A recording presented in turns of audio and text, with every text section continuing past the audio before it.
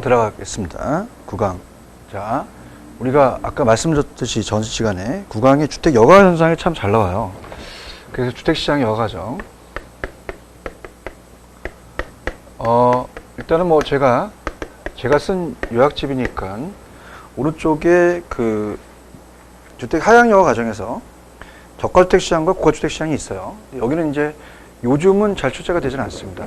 그래서 나중에 이거는 조금은 이제 오늘 어떻습니까? 기출문제 위주로 가야 되니까 이건 최근의 경향이 좀 없으니까 문제 풀이 때 제가 해드릴 거예요. 그래서 지금 어떻게 이제 이 시청에 들어왔었고 거기에 대해서 이제 우리가 어떻게 공부를 해야 될지 이제 들어가는데 주택의 순환 현상이라는 게 있는데 여가 과정입니다. 하향 여가, 상향 여가가 있죠. 자, 그래서 자 우리가 그 주택은 두 가지가 있어요. 자, 고가주택과 저가주택이 있습니다. 자, 그래서 이제 상향여가와 하향여가를 이제 우리가 구분하셔야 되는데요. 고가와 저가주택이 있다. 자, 그럼 이건 금이 많이 갔고요. 우리가 반짝반짝 별이 빛나고 금이 많이 갔습니다. 자, 위에를 이제 상위 계층이라고 하고요. 밑에를 하위 계층이라고 그래요.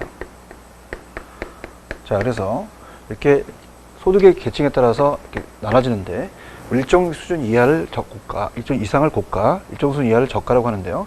내려가는 것을 하향여가라고 그래요. 하향여가. 자, 올라가는 걸 상향여가라고 합니다. 상향여가다. 자, 이렇게 본다면 자, 이 갑이라는 그 상위 계층이 을돌이한테 자, 우리가 시간이 지나면 어때요? 계량해야 되는데 계량 비용에 들어가는데 계량 비용보다 가치 상승이 안 올라가요. 계량비가 더 높습니다. 그럼 얘는 얘한테 팔거든요. 그러면서 얘가 아예 바뀌어버려요. 하향여가가 되고 그 다음에 이제 이 을돌이가 살고 있는 곳이 재개발, 재건축 된다는 얘기 들으셨잖아요. 그럼 이제 우리가 계량 비용보다 가치 상승이 크게 되면은 또 상향이 돼서 고가주택으로 바뀌어버립니다. 순환을 하겠죠. 그래서 여가 과정이라는 것은 순환 과정이다. 이렇게 보시는데요. 자, 어떤 게 우리가 시험지에 나왔었냐면, 자, 들어갑니다. 뭐가 나왔었냐면, 이 소득 증가라는 것만 나오고, 누가 소득이 증가했냐는 안 나오면서 물어봤어요. 그래서, 이 고소득이냐, 저소득에 대한 명시적 언급이 없어서, 그냥 소득 증가에 대한 효과를 구분하지 못해 정답 처리를 다 해줬습니다. 그러면, 자, 우리가 어떻습니까? 하향여가가 됐다는 것은 저소득층에 대한 보조금 등의 지급으로 소득이 증가돼서 그렇죠. 그러면 이 저소득층에 대해서 보조금을 지급해서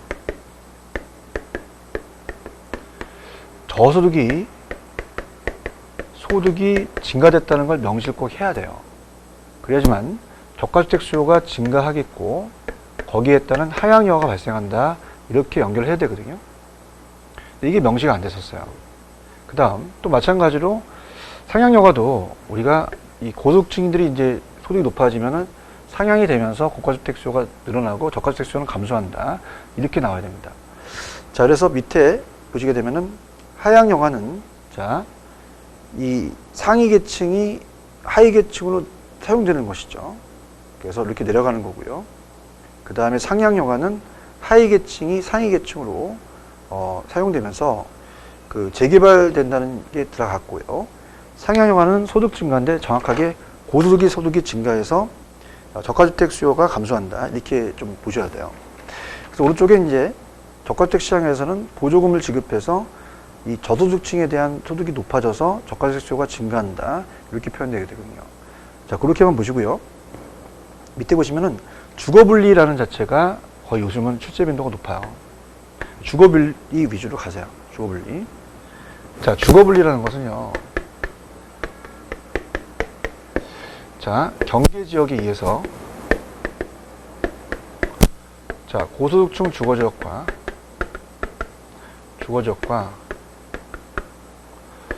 저소득층 주거지역이 분리됩니다.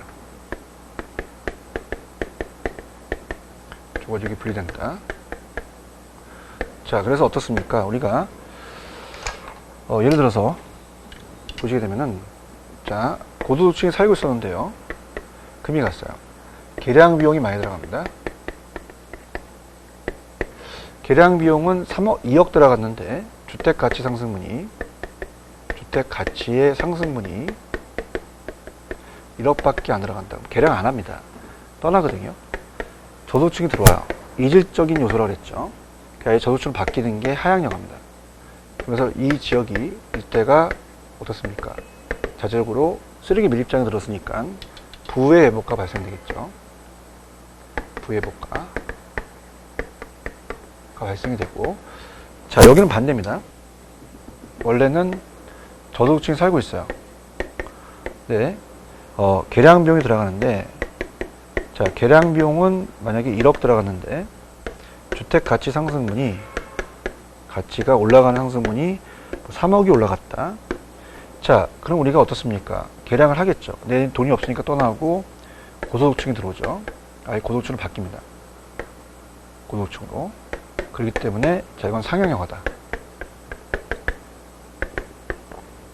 자, 그래서 어때요? 이거는 이제 거기 환경이 좋아지다 보니까 긍정적 정의회복가 발생되죠. 자, 이렇게 이제 우리 이 책 보시면 되고요. 그 다음에 이거는 도시 전체만 아니라 인근 지역에서 발생한다. 이렇게 나올 수가 있어요. 자, 그래서 보시고요. 작년에 이제 할증과 할인 거래가 나왔었는데, 자, 우리가 저소득층이 여기 있는 애들은 고소득층과 가깝기 때문에 가치가 올라가는 할증 거래가 됩니다. 택시가 12시 넘으면 할증료가 붙죠. 근데 여기는 잘못 걸렸어요. 여기랑 가까우니까 할인 거래가 돼요. 그러면 저소득층들은 고소득층과 가까이 있게 원하겠죠. 할증 거래를 원합니다. 자, 요게 이제 우리가 27회 때, 26회 때 우리가 그 전에 나왔던 문제를 돌려냈고요. 그 다음에 제가 강조하는 것은 나중에 기출문제를 풀 때 들어있는 애는 이질적이니까 다른 요소예요. 누가 들어가냐가 중요해요. 저소득층이 들어갔다는 것은 아예 저소득층 바뀌거든요. 하향여가 되고요. 자, 고소득층이 들어간다면 이거는 아예 고소득층 바뀌니까 상향여가 된다. 이렇게 보는데, 자, 가치가 얘는 하락해서 그렇고 가치가 상승해서 그렇습니다. 자, 그러면 재밌게, 자, 손을 들으셔서 저소득층이 들어가면 하향여가입니다. 가격이 떨어지죠. 고소득층이 들어가면 상향여가입니다. 가격이 올라가겠죠. 이렇게 해서 여러분 이 책은 체크해 두시기 바라고요. 그 다음에 이제 넘기시면은, 자, 우리가 불량주택의 문제만 좀 체크하면 되겠네요. 자, 얘가 지금 저소득층이 불량주택에 산다는 얘기는, 자, 얘는 저소득 때문에 그래요. 이기 때문에 고가주택을 못 삽니다. 원에 샀어. 자원이 효율적으로 분배된 과정이지 시장의 실패가 아닙니다. 그래서 소득의 문제다. 철거하는 것보다 실질 소득을 높여줘야 된다. 그렇게 가시고요. 자, 그 다음에 이제 효율적 시장으로 갑니다. 효율적 시장. 자, 지금 우리가 구강을 하고 있죠. 자, 효율적 시장 이론은 보신다면은 효율적 시장하고 할당 효율적 시장 두 개가 각각 나올 수도 있고 같이 나올 수도 있고요. 그 다음에 이제 조금 염리 힘드시지만 넘기시면은 계산 문제가 나와요. 230페이지. 계산까지 해드릴 겁니다. 이 계산은 정보가치 구하는 게 틀에 잡혀졌기 때문에 반드시 하셔야 돼요. 자, 그렇기 때문에 우리가 이제 약성, 중강성, 강성이라는 거는 다 공부를 하셨잖아요. 그래서 이제 그 예전에 했던 재밌게 했던 그런 얘기들은 다 이제 없애고 시험 문제 나올 수 있는 부분만 탁탁 요약해서 갑니다. 기본 강의랑 틀려요. 자, 효율적 시장은 부동산에서 발전된 게 아니라 주식시장에서 따뜻했어요. 주식시장도 정보가 어떻습니까? 사실이든 아니든 그 정보가 굉장히 민감하죠. 자, 우리 부동산도 민감합니다. 그럼 효율적 시장의 정의가 나왔었는데요. 자, 우리 부동산도 좀 생각해 보시면은, 자, 지금 사거리의 전철역이 3년 후에 들어선대요. 3년 후에 바뀌는 게 아니라 지금 즉시 바뀝니다. 그 반영되는 시점이 미래 시점이 아니라 현재 시점에서 바뀌죠. 그래서 어떻게 정의가 나왔냐면 정보가 즉시입니다. 지체 없이. 즉시 부동산의 가치에 반영되는 시장을 효율적 시장이라고 얘기합니다. 자, 그럼 정보에 대한 그 강도에 따라서 약함은 약성이고요. 강함은 강성입니다. 강성이 주라는 게 중강성이에요. 중강성. 그래서 과거까지만은 약성이고 과거와 현재 공표된 정보가 중강성이고 강성은 미래죠. 그럼 과거는 이제 기술적 분석을 합니다. 과거의 데이터는 기술적인 통계가 들어가고요. 자, 여러분들 주식과 부동산은 다 현재의 정보를 가지고 분석합니다.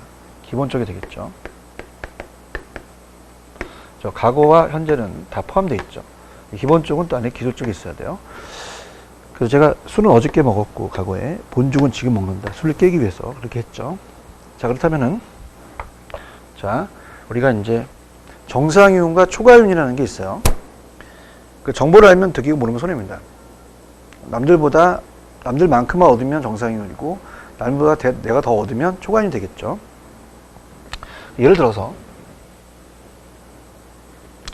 자, 갑돌이가 1억 있습니다. 자, A은행아, 내가 1년 후에 1억 줄 테니까 너 몇 퍼센트 이자 줄래? 자, 연 2% 준답니다. 그럼 누구나 얻을 수 있는 이윤이 정상이윤이에요. 근데 부동산에 투자하게 되면 연 12%를 번다고 계약을 했다면 10%는 초과해서 얻죠. 초과이윤이 됩니다. 그래서 초과이윤은 정상 이상의 이윤이 나온다고 했었죠. 자, 그러면 자, 우리가 정리를 할 때입니다. 자, 갑니다. 자, 이 안에서는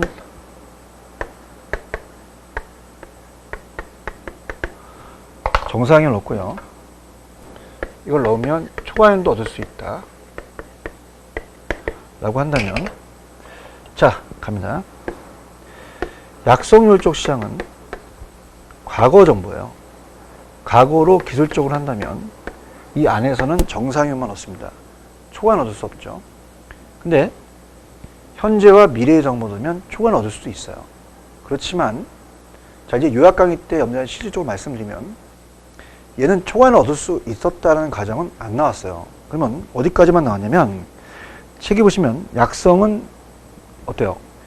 이 시장 참여자가 기술적 분석을 하고 있다고 가정하고 가치에 대한 과거 역사적 자료를 기술적 분석함으로써 정상 이상의 초과를 획득할 수 없다라고만 실질적으로는 시험 문제가 나와요. 근데 미래 정보도 얻을 수는 있죠. 현재와 미래 정보는 아직까지 출제가 되지 않았습니다. 그죠? 근데 보통은 이제 거기까지만 물어본다는 거 꼭 기억하시고요. 자, 우리가 보통은 부동산 시장은 강성이 아니라 대부분 중강성 효율적 시장이라고 나왔었죠. 그렇다면 약성과 중강성까지는 과거만이 아니라 현재입니다. 현재가 기본적 분석이죠. 그럼 이 안에서는 정상을 얻을 수 있지만 초과는 얻을 수 없어요. 근데 얘도 이 미래 정보 얻으면 초과는 얻을 수도 있다라는 건 시험에 나왔습니다. 그래서 중강성은 자, 이 시장 참여자는 모두 기본적 분석, 공표되는 사실을 토대로 시장 가치 반동을 분석한다면 자, 기본적 분석으로는 정상 이상의 초과를 획득할 수 없다라는 게 나왔고요. 그렇지만 미래 정보 얻으면 초과를 누릴 수 있다라는 것도 나왔습니다. 자, 강성은 어떻게 돼요? 자, 강성은 과거, 현재, 미래가 다 반영됐죠. 반영되지 않은 정보가 없기 때문에 초과를 누릴 수 없어요. 정상이면 얻죠. 기술적, 기본적 아무것도 분석 필요 없습니다. 그래서 얘는 무조건 초과이윤이 나오면 안 돼요. 과거, 현재, 미래라는 자체는 기업의 내부 정보라고도 하거든요. 그래서 얘는 정상이 먹는다. 그래서 얘는 무조건 정상이윤만 얻고 초과는 얻을 수 없다라고만 나와야 됩니다. 그래서 공표된 것이든 과거, 현재, 공표되지 않는 것이든 미래, 어떠한 정보도 이미 시장 가치에 반영되어 있기 때문에 어느 누구도 어떠한 정보를 이용하더라도 얘는 무조건 시장 참여자는 다른 사람보다 우수한 정보를 통한 초과를 획득할 수 없다라고 보셔야 돼요. 그래서 1번이 핵심인데 밑에 부동산 시장은 대부분 중강성 효율적 시장으로 나왔었어요. 그렇기 때문에 시장 참여 미래 정보를 이용한다면 초과를 누릴 수 있다라고 나왔습니다. 강성은 현실이 아니죠. 우리가 완전 경쟁이라는 자체가 완전한 정보라는 요건이 있었잖아요. 그 하나를 이제 만족하는 게 강성입니다. 그래서 이론상이고 완전 경쟁 가장 부합하고요. 자, 기술적은 과거의 자료를 토대로 시장 가치 변동을 분석하고 기본적은 우리가 어떻습니까? 지금 회사의 영업 실적이나 재무 제표도 자, 지금 오늘 현재 재무제표지만 어저께까지 돼 있잖아요. 기술적이 포함이 돼 있어요. 그래서 현재 공개된 사실 토대로 시장 가치 변동입니다. 자, 이렇게 해서 우리가 그 정도만 하시면은 효율적 시장은 마무리가 됩니다. 그래서 우리가 아직까지는 약성도 초반에 누릴 수 있다고 하지만 거기까지는 아직 안 달았거든요. 그러니까 그렇게 해서 보시면 돼요. 자, 그 다음에 이제 어때요? 다시적으로 우리가 할당 효율적 시장으로 갈게요.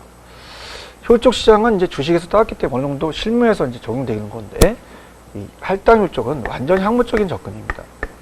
어려워요. 나눈다. 효율적 시장을. 그래서, 자, 우리가 어때요? 수익이 균등한 게 아니라 수익률이 균등합니다. 그래서 은행도 2%면 부동산도 2%를 먹으라는 얘기예요. 그러면 정상이만 얻고 초과는 얻을 수 없다는 얘기죠. 그래서 우리가 기회비용 이상의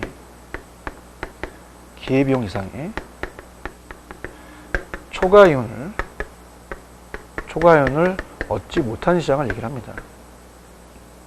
그래서 자, 우리가 이 기회비용이라는 얘기가 나오는데요. 자, 경제학에서 포기된 가치가 기회비용이에요. 경제학적 모든 비용을 기회비용으로 합니다. 그럼 기회비용은 그냥 비용 생각하니까 정보 활동할 때 정보비용이 나가잖아요. 그럼 정보비용이라고 생각한다면 정보비용이 100원 나가면 초과이윤도 100원이라는 얘기죠. 그럼 결론은 초과이윤 생기지 않았다는 얘기예요. 근데 정상이윤을 획득을 해야 됩니다. 궁극적으로 정상이윤을 획득하고요. 그 다음에 이 시장은 어떤 경우도 투기가 발생하지 않는 시장이죠. 자, 그래서 우리가 이제 그 내용을 이제 보겠는데요. 자, 지금 여기는 박스를 치지 않았고, 제가 이제 강의할 때 박스를 친 게 있었죠. 용어 정리가 중요한데, 자, 이 칠판 주기가 원래 1,000원입니다. 누가 여러분한테 500원 싼 데를 가르쳐 주겠대요. 정보 가치가 500원이 됐거든요. 그러면서 우리가 그 정보를 얻기 위해서는 정보 비용을 100원만 달라고 합니다. 정보 비용을. 자, 그렇다면은, 자, 500원에서 100원 빼면 초과이윤이 400원이거든요. 400원이다. 자, 그렇다면은 이 할당이지 못하다는 얘기입니다. 우리가 정보시장이 경쟁적이면서 이 정보가 비싸지면 500원까지 가면 500원에서 500원 빼면 제로가 된다는 거죠. 초과이윤이 제로가 되니까 할당이 나는 겁니다.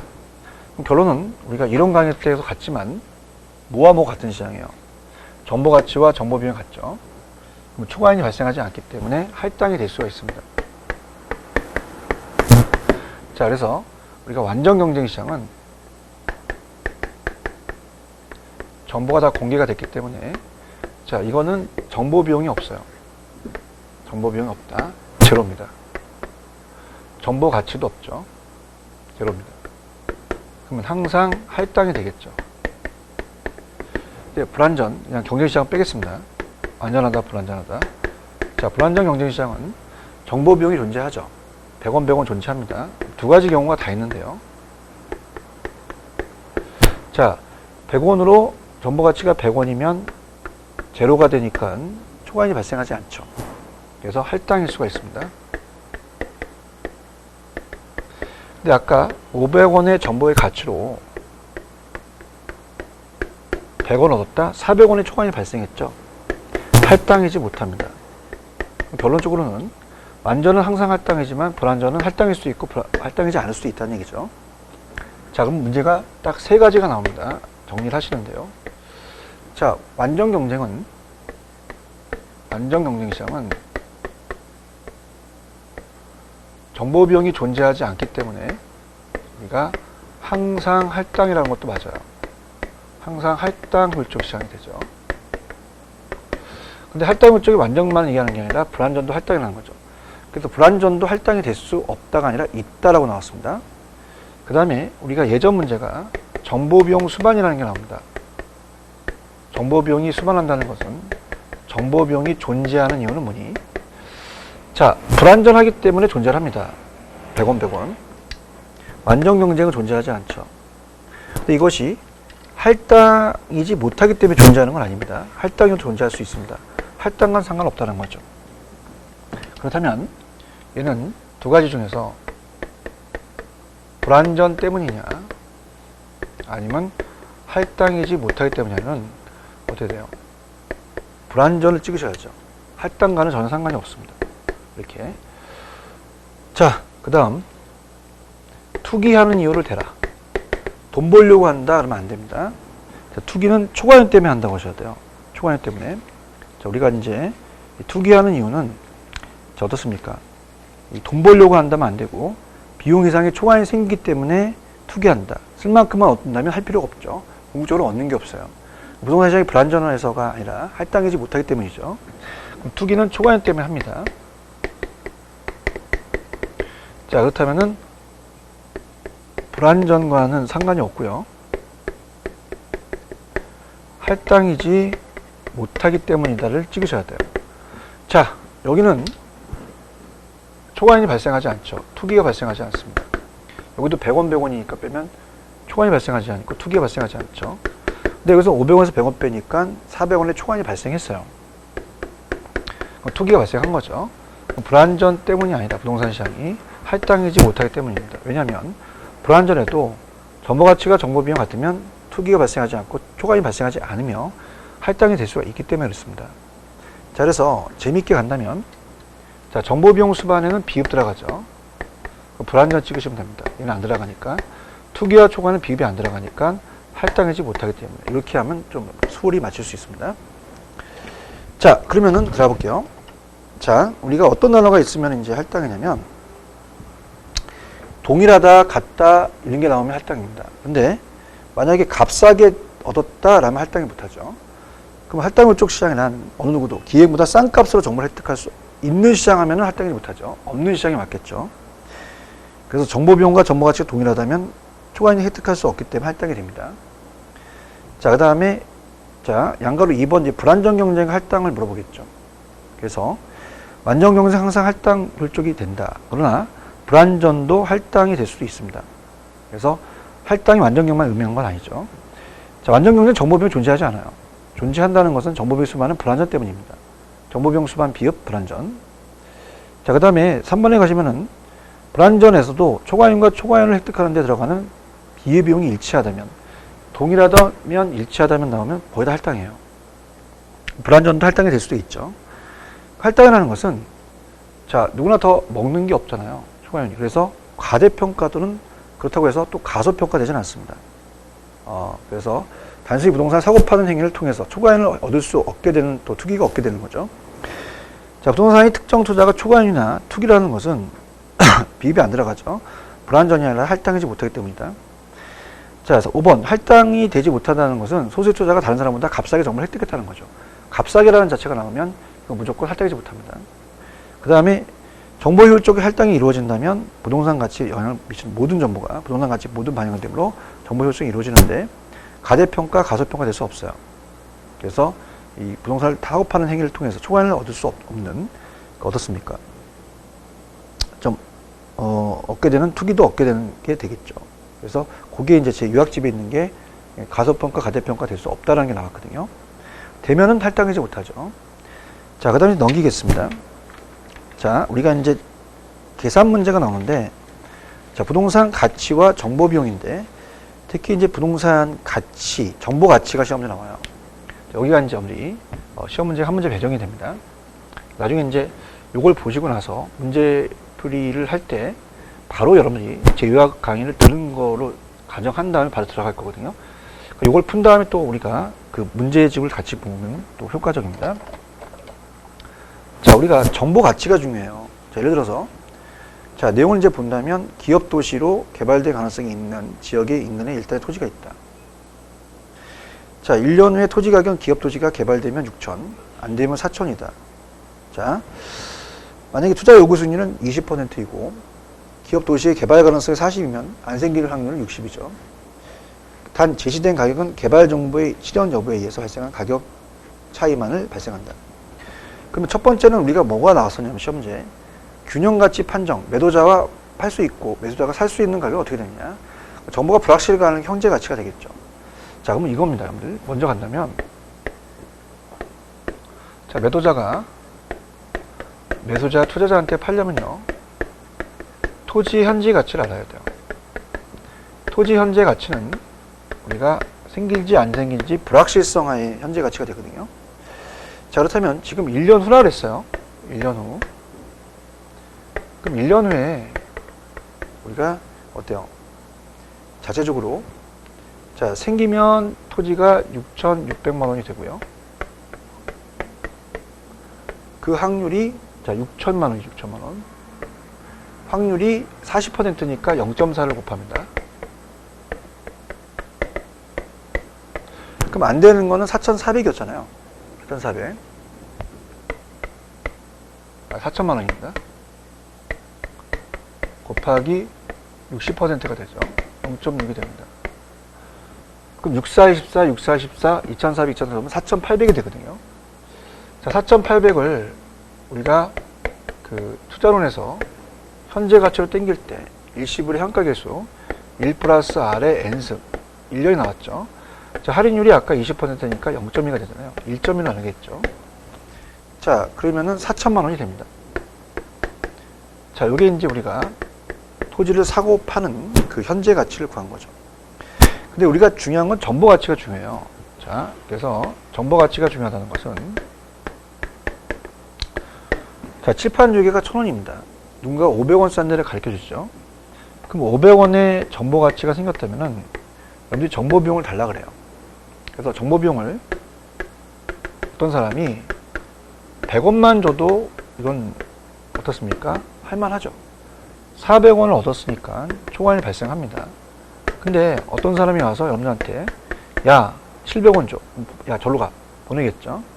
그럼 학교론에서는 정보 가치가 중요해요. 그러니까 정보 가치가 자 확실성하의 현재 가치에서 불확실성하의 현재 가치를 뺍니다. 그럼 그 차이가 정보 가치가 된다는 얘기거든요. 그래서 자 요게 이제 굉장히 중요하기 때문에 자 요거는 이제 우리가 문제로 이제 가겠는데요. 정보 가치입니다. 자, 정보 가치. 정보 가치는 정보의 현재가 생략이 됐어요. 현재 가치다. 확실성에서 불확실성을 뺍니다. 그래서 아는 거에서 모르는 걸 이제 빼는 거죠. 자, 우리가 정확하게 누가 갖고 왔다면 그건 아는 거죠. 그래서 정보가 확실한 경우의 현재 가치. 정보가 확실한 경우에 정보의 현재 가치. 현재 가치로 할게요. 정보를 빼고. 자, 현재 가치에서 자, 확실은 아는 거죠. 아는 경우. 정보가 이제 아까 요거는 불확실하셨죠. 정보가 불확실한 경우. 불확실한 경우에 현재 가치를 뺍니다. 그럼 정보가 불확실한 건 우리가 아까 구했어요. 여기 이제 4천만 원이 되고요. 자, 확실한 경우는 6천이잖아요. 6천만 원에 뭐 100%는 의미가 없잖아요.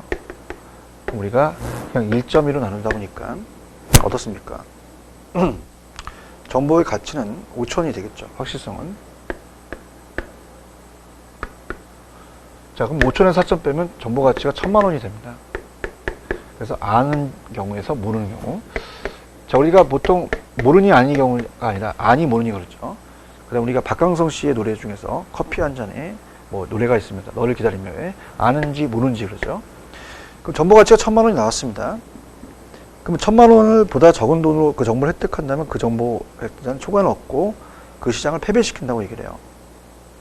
정보 비용에 대한 계산, 부동산 시장 할당률 쪽이라면 두 가지가 같아진다는 얘기죠. 그래서 소자가 시장을 패배시킬 수 있는 것은 어떻습니까? 일부 사람들에게 비공개로 독점되어 있을 경우 정보 모든 투자에 공개됐다는 것은 정보시장의 상호 경쟁적이라는 건 할당입니다. 그래서 우수한 정보라는 존재할 수 없죠. 왜냐하면 우수한 정보가 있다고 한다면 많은 투자가 서로 경쟁적으로 그것을 사려고 합니다. 초관이 없어지니까 순위까지 정보 비용이 올라가서 정보시장의 경쟁적이라는 건 정보 가치와 정보 비용이 같은 겁니다. 그러니까 예를 들어서 우리가 만약에 위에 정보 가치가 1,000만 원인데 정보 비용이 만약에 300만 원이다. 그러면 초과인이 700만 원이 생기잖아요. 그럼 이거는 할당하지 못하고 그 시장을 패배시킨다 그래요. 근데 아까 정보시장이 경쟁적이면서 이 가격이 올라가면서 1000만 원까지 갔다면 할당이 된다는 얘기죠. 그래서 그렇게 해서 정리하시면 됩니다. 됐습니다. 우리가 9강 이렇게까지 끝냈고요. 자, 우리가 이제 10강에서 입지론에서 또 만나 뵙도록 하죠. 조금만 쉬었다 가겠습니다.